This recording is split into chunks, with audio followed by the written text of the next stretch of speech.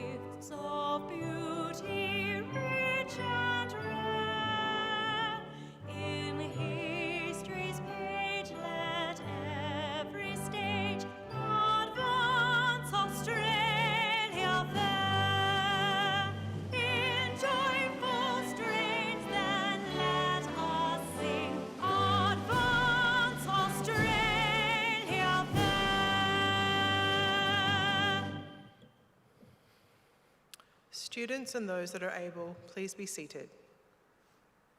The Australian War Memorial was a vision of Charles Bean, Australia's First World War official historian. Bean landed with the Australian troops on Gallipoli and stayed with them at the front through to the end of the war. The idea of this national memorial and museum came to him at Pozières, France, in the depths of the bloody fighting of 1916. Bean's idea was that this would be a place where families and friends could mourn loved ones buried in faraway places. It would also be a place that could help all Australians understand what these men and women had endured and what they had done for us. Bean's vision, to which we remain true, is best expressed as inscribed in the entrance to the memorial's galleries. Here is their spirit and the heart of the land they loved, and here we guard the record which they themselves made. Tonight, we will read the story behind just one of those on the Roll of Honour, which lists the names of more than 103,000 men and women who have given their lives for us in war and on operations for more than a century. But first, we present a lament, Flowers of the Forest. Wreaths and floral tributes will now be laid at the base of the pool of reflection.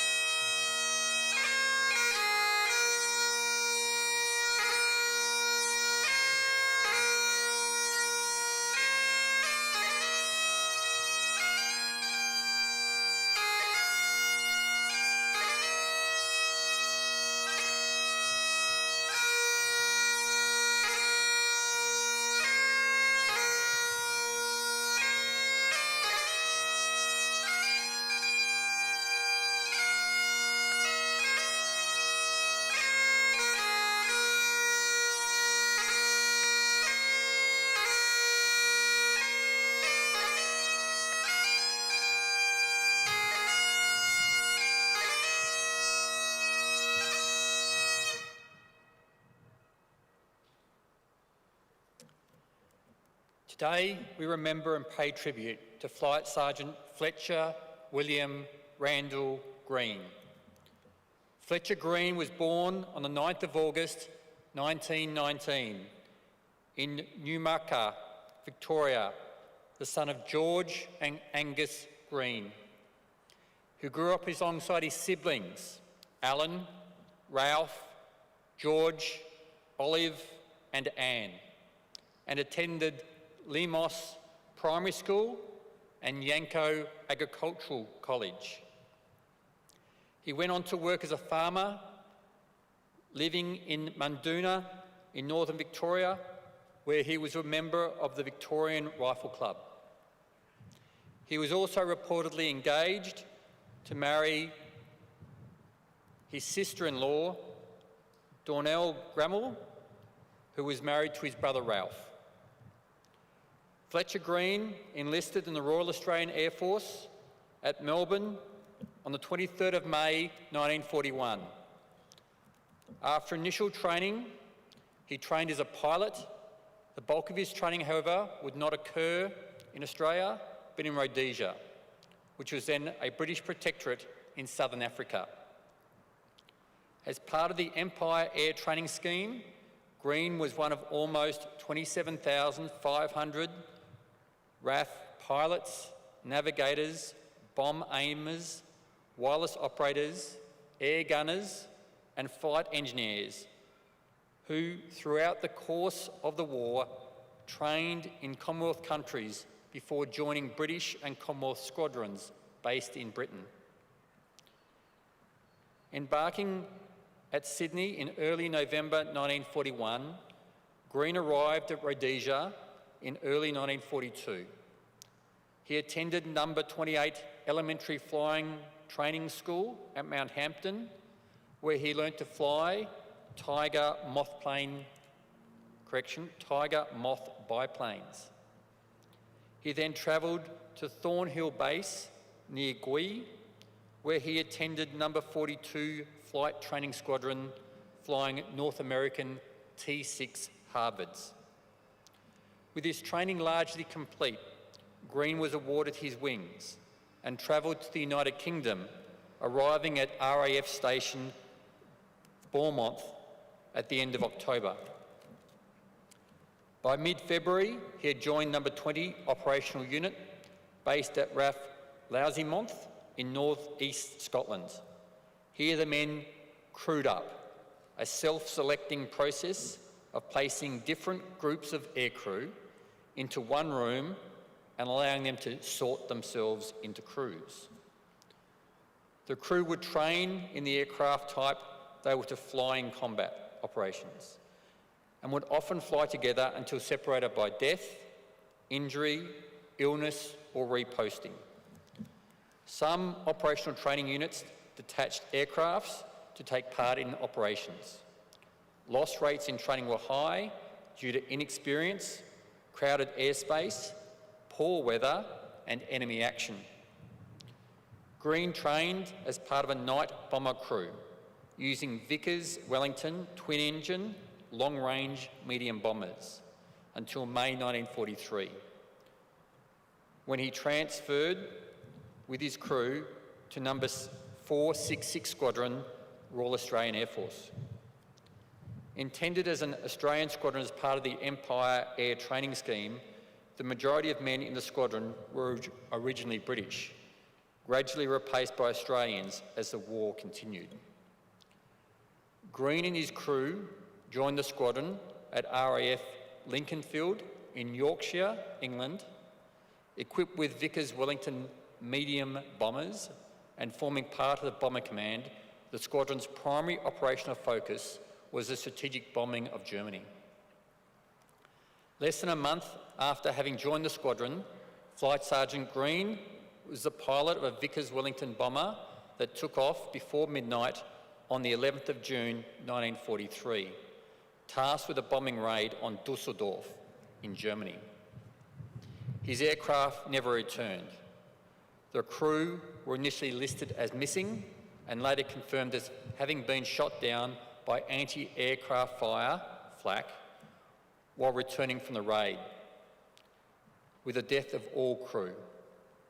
Sergeant Arthur Sidney Jones, Flight Sergeant Kenneth Edwin Fletcher, Flight Sergeant John Francis Mell, Flight Sergeant Edward David Milkerton, and Flight Sergeant Fletcher William Randall Green, who was 23 years old. Today, their bodies lie in Amsterdam New Eastern Cemetery in the Netherlands. The inscription on Green's tombstone reads, "Safe in God's care, ours the trusted memories." 80 years to the day of his death, a memorial was unveiled by the local Demon Historical Association to honour the crew.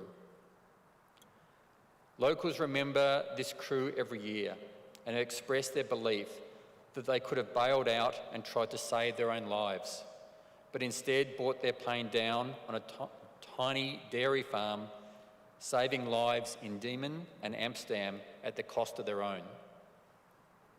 In a note of irony, locals asserted that the German anti-aircraft guns were operated from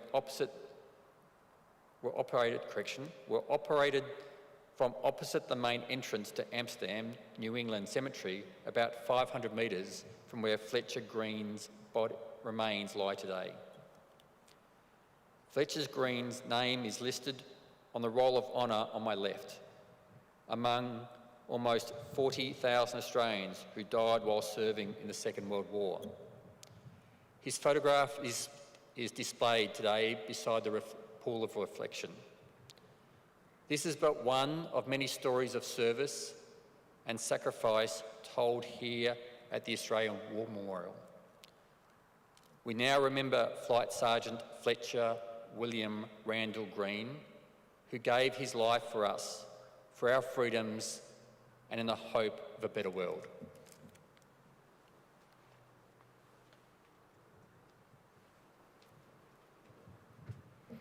Please stand for the reading of the Ode and the sounding of the last post.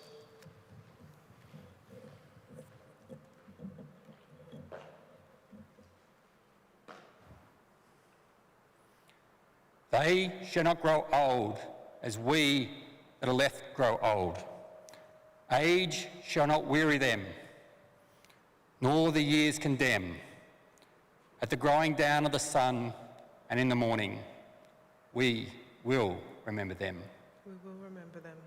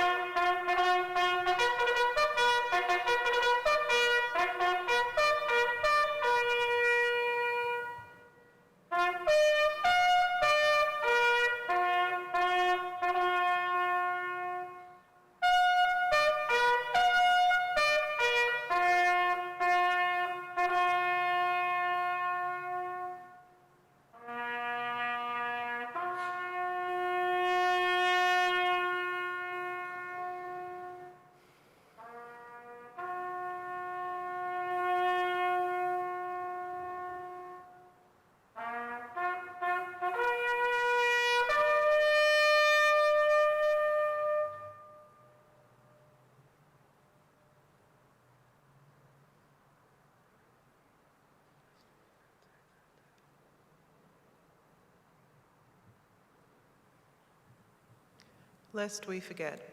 Lest we forget.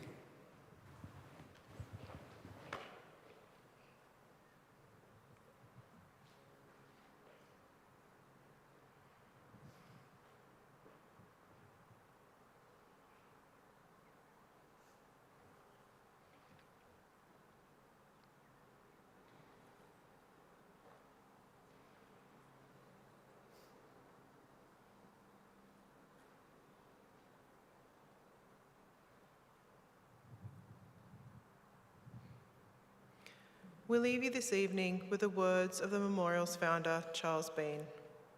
Many a man, lying out there at Pozières or in the low scrub at Gallipoli, with his poor, tired senses barely working through the fever of his brain, has thought in his last moments, well, it's over. But in Australia, they will be proud of this. Ladies and gentlemen, girls and boys, that concludes the last post ceremony. On behalf of the director, staff, and volunteers, thank you for visiting the Australian War Memorial today. We wish you a very pleasant